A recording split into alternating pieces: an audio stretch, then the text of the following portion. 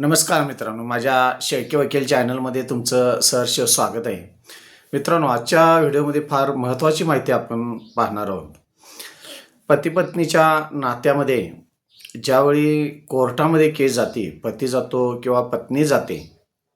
समजा पत्नी जर कोर्टामध्ये गेलेला असेल किंवा पती कोर्टामध्ये गेलेला असेल, घटस्फोटची केस टाकलेली असेल किंवा पत्नीनं डोमेस्टिक व्हायलन्स घरगुती हिंसाचाराची जर केस टाकलेली असेल किंवा CRPC कलम 125 पोटगी मिळण्यासाठी जर पत्नीनं केस दाखल केलेला असेल किंवा पतीनं नांदा येण्यासाठी केस दाखल केलेला असेल किंवा पत्नीनं नांदा नेण्यासाठी केस दाखल केलेले असेल, अशा ज्यावेळी वेगवेगळ्या केसेस पती किंवा पत्नी कोर्टामध्ये दाखल करतात, प्रामुख्यानं जर आपण पाहायला गेलो तर सर्वसाधारण सर्रास केसेसमध्ये, संपूर्ण केसेसमध्ये पत्नी ही पोटगी मागत असते.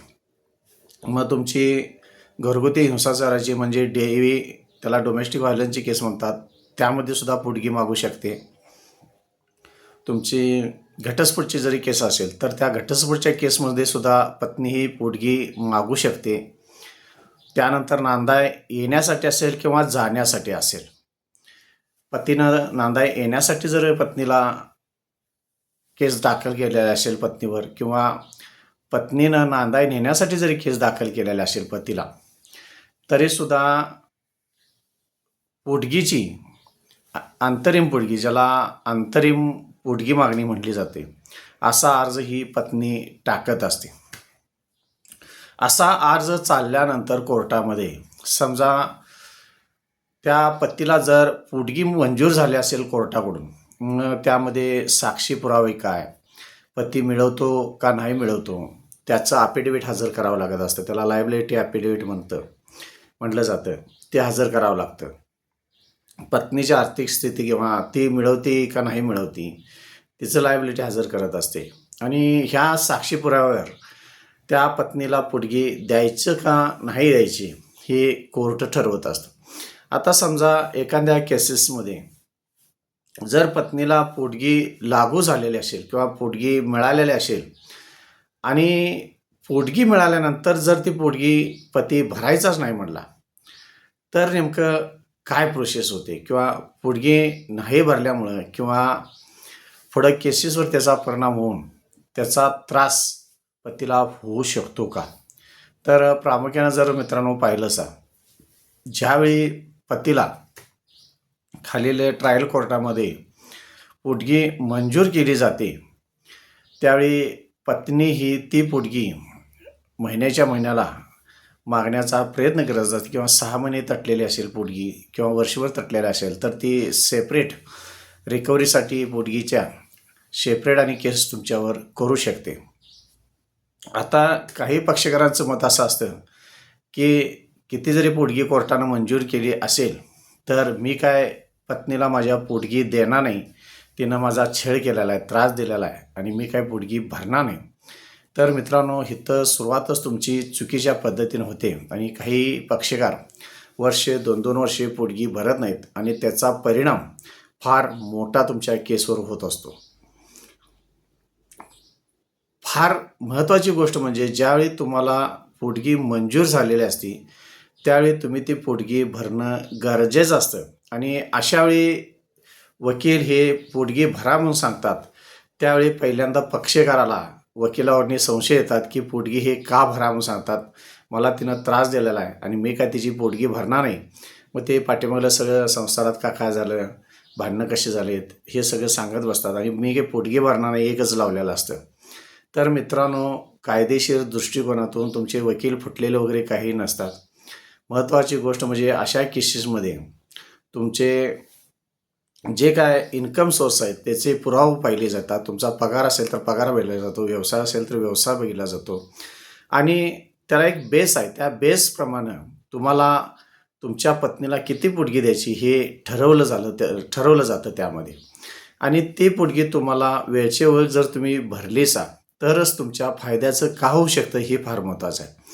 मित्रांनो, समजा तुम्हाला काय XYZ काय जी काय पोटगी मंजूर झाली असेल ते तुम्ही महिन्याला भरणं गरजेचं आहे. जर तुम्ही 6 महिने वर्षभर जर पोटगी नाही भरलीसा, तर पुढचा वकील म्हणजे पत्नीचा वकील तुमचा पुरावा कोणत्याही प्रकारची पुढचं प्रोसिडिंग पूर्ण तुमच्याकडं किंवा पुरावा हजर करू न देण्यासाठी मेहरबान कोर्टाचा आदेश घेऊ शकतो. आणि मित्रांनो, काम तुमच्या एकतर्फी पुढं चालू शकतं. जरी तुम्ही पोटगी नाही भरला तर पुढं तुम्हाला मग डोमेस्टिक व्हायलन्सचे असेल किंवा घटस्फोटचे असेल किंवा तुमची पत्नी नांदा येण्यासाठी असेल किंवा पत्नीनं कोणती वेगळी केस टाकलेली असेल, तर त्यामध्ये मित्रांनो तुमचे पुरावे हे कोर्टाकडून थांबवले जातात आणि प्रायमा फेशिया तुमच्याविषयी मेहरबान कोर्टाचं मन पूर्णपणे कलुषित होतं आणि त्याचा परिणाम तुम्हाला पुढं केस चालवताना फार मोठा होत असतो. त्यामुळं कोर्टामध्ये ज्यावेळी पोटगी मंजूर होते त्यावेळी प्रामुख्याने पोटगी भरणं फार गरजेचं असतं.